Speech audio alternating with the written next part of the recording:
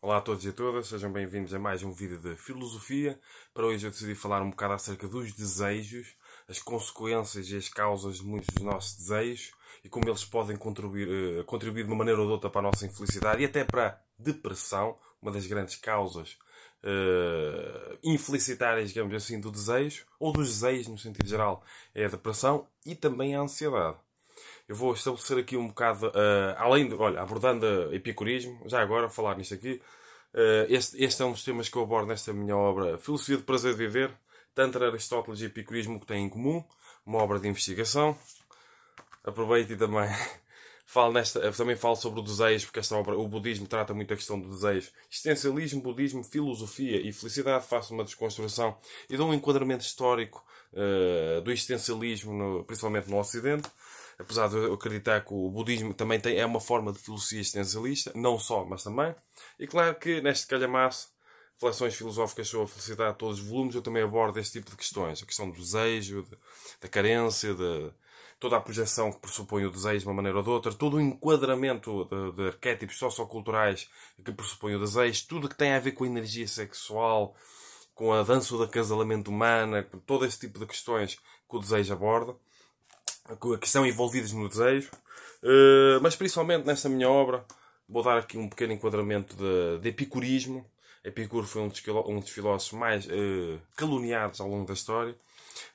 Portanto, dou sempre a sugestão no começo dos vídeos para subscreverem o canal, para acompanhar o resto do meu trabalho, comentarem, porem like, porque é importante para dar sustentabilidade e crescimento ao canal. Vamos lá. Epicuro definia de uma maneira ou de outra que há três grandes formas de desejo. Há os desejos naturais e necessários. Há os desejos não naturais. Necessários, mas não...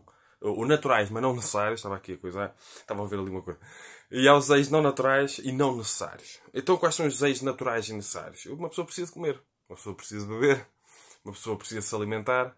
E tudo isto tem enquadramento dos desejos naturais e necessários. Agora... desejos naturais e não necessários.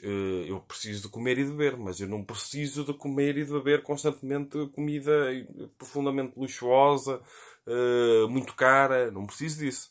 Basta ter uma comida simples, uma comida que cumpra com as suas funções nutricionais e estou a honrar os meus desejos naturais e necessários. Portanto, o desejo ele pressupõe também o sistema de sobrevivência. Se eu preciso de comer, até a questão da reprodução da espécie, o desejo sexual, onde reparar que tudo aquilo, é a questão do ego, tudo aquilo que garante a sobrevivência de uma maneira ou de outra, ela pressupõe muito prazer. É a questão de até no yoga, no Tantra Yoga, Kundalini, que ela nos puxa para o prazer sexual, que é o mais intenso que uma pessoa pode conseguir, digamos assim, dos desejos mais básicos e dos prazeres mais básicos, o desejo sexual, reprodução da espécie e a alimentação. Portanto, uma pessoa precisa de comer e reproduzir-se. É muito animalesco, mas é aí que está o maior prazer. Aqueles picos de prazer, digamos assim. Os prazeres mais básicos. Portanto, esse desejo natural e necessário, mas a alimentação e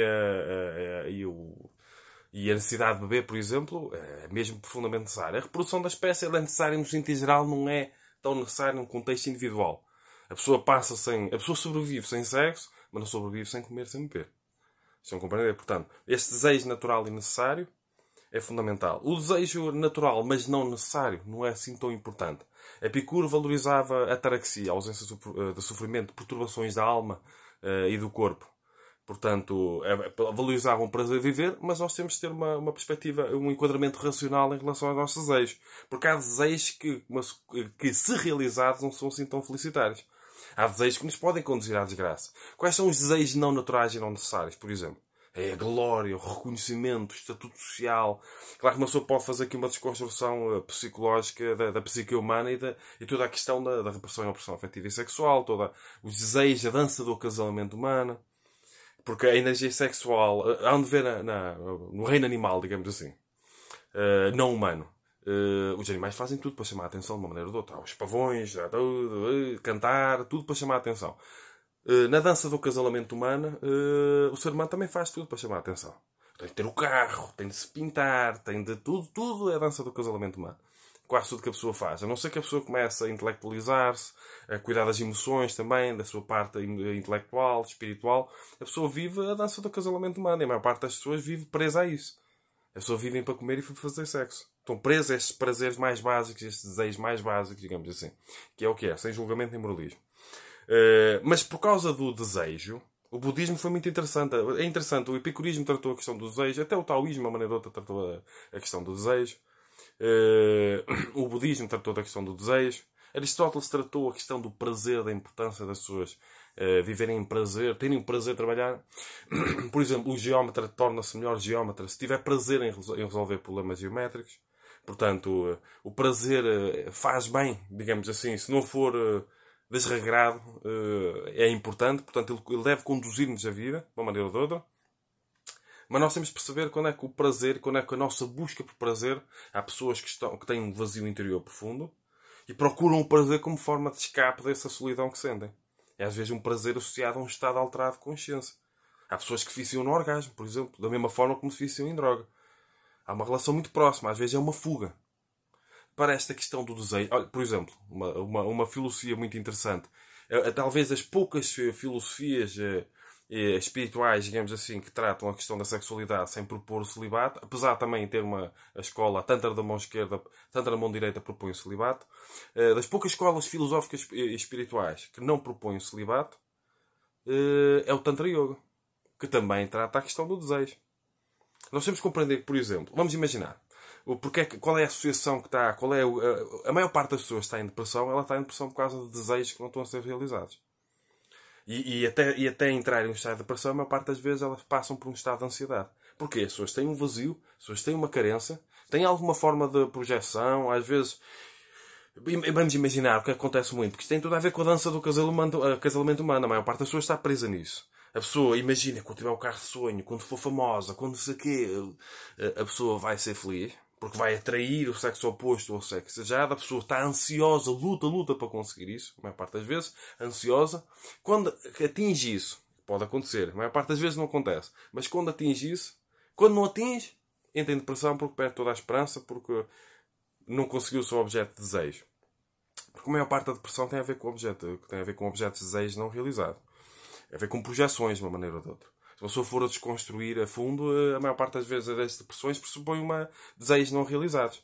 É interessante como Epicuro falou acerca das questões há muito tempo atrás, e o budismo, a Siddhartha Gautama, o primeiro Buda, digamos assim, abordou esta questão 600 anos antes de Cristo. Portanto, isto é uma questão humana que prevalece. Mesmo com o desenvolvimento tecnológico, digamos assim. Então, a pessoa está, o desejo, o objeto de desejo, está ali, quer ser famosa, não sei o quê. É por isso é que acontece a muitas figuras públicas depois de serem famosas já há algum tempinho. As pessoas, quando ficam famosas assim de repente, às vezes sonhavam com isso, há aquele êxtase, digamos assim, aquele entusiasmo. Passado um bocadito, aquilo acaba. E a pessoa percebe que aquilo que ela achava que ia trazer felicidade, porque é uma projeção, isto tem a ver com coisas exteriores. É um desejo não natural e não necessário, vamos reparar. É a fama, a glória, tudo, dá a chamar a atenção, dança do casamento humano, e pronto. A pessoa finalmente é famosa, aquilo que quis o tempo todo, e não está feliz. Porque ela foi no movimento externo. Ficou à espera quando tivesse alguma coisa externa. A maior parte das vezes ela é externa porque não está dentro de si, e é externa porque está no futuro. E por isso é que a pessoa vive muitas vezes ansiosa. Porque a pessoa não está a ter aquele objeto de desejo no presente, então projeta-se para o futuro, né? Quando é que poderá vir, o que é que eu tenho de fazer para conseguir. A pessoa não está a apreciar o presente, a pessoa está a projetar-se para o futuro. E também a questão do objeto externo, objeto de desejo externo, que é outra pessoa. A pessoa faz tudo para chamar a atenção de outra pessoa, a pessoa apaixona-se por outra pessoa, a paixão já pressupõe uma doença, já pressupõe. Eu sei que é estranho, mas a paixão pressupõe uma doença. E o budismo, o yoga, todas essas grandes escolas filosóficas do passado, espirituais, elas propõem o celibato porque elas querem retirar as pessoas deste desejo constante e destes conflitos constantes que acontecem na dança do casamento humano. Que as pessoas competem umas com as outras. As pessoas estão sempre a projetar a felicidade nas outras pessoas, estão sempre infelizes, estão sempre em conflito. Então eles propõem um corte radical, que é o celibato. Não é porque acham que o sexo é pecaminoso. Isso acha-se em geral no judaico-cristianismo. Não se acha nestas filosofias orientais. Porque eles propõem o celibato, o Tantra Yoga é das poucas que não propõem, porque querem cortar com essa fonte de conflito humano. Que é essa projeção para fora.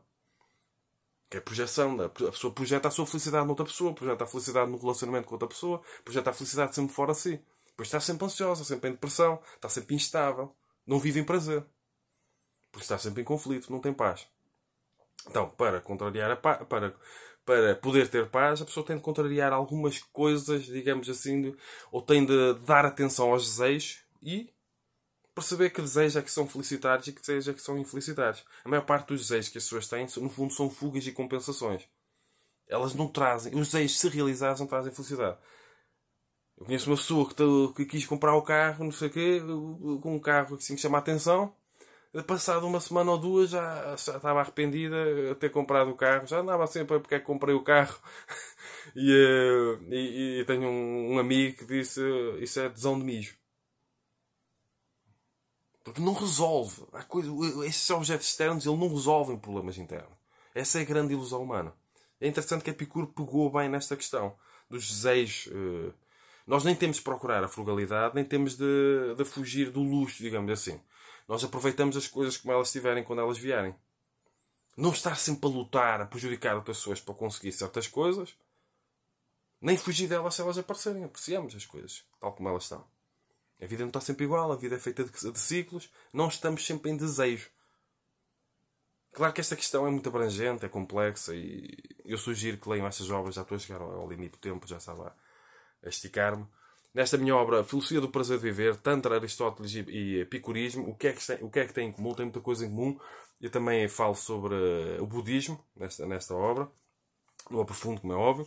Existencialismo, budismo, filosofia e felicidade. Também abordo estas questões do desejo nesta obra. Filosofia da consciência e aplicada à felicidade. Mais uma sugestão, podem comprar em formato de papel e em formato digital. As duas podem comprar em formato de papel e em formato digital. E claro que nesta obra, neste calhamaço, Reflexões Filosóficas sobre a Felicidade, todos os volumes, também aborda estas questões do desejo. Que são trabalhadas, digamos assim, desenvolvidas por filósofos ao longo da história. 600 anos antes de Cristo, Buda falou sobre estas questões. Se uma pessoa for estudar a questão do... Porque o desejo humano, ele é a causa das maiores angústias das pessoas. A ansiedade, o stress, o conflito.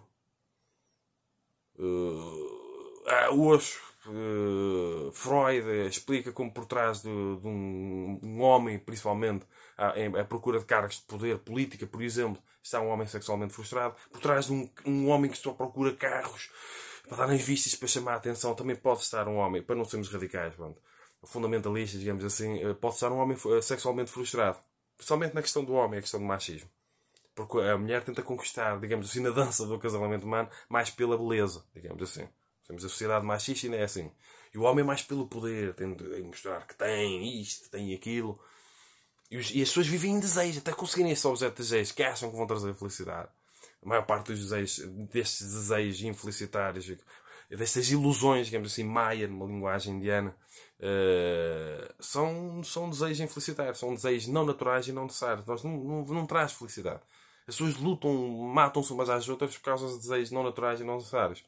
Por isso é que Epicuro, de uma maneira ou de outra, ele era apolítico, a escola era fora do enquadramento político.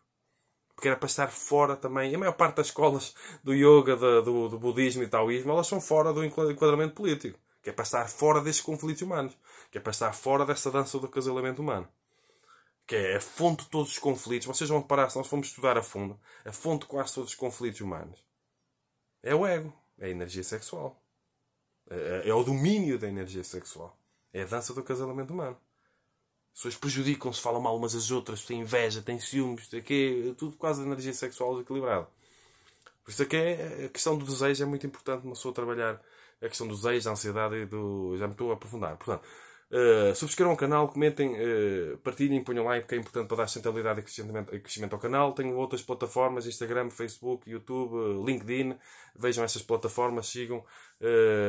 Se quiserem contribuir para a centralidade e crescimento do canal, além de subscreverem o canal, tudo isto está na descrição do vídeo no YouTube.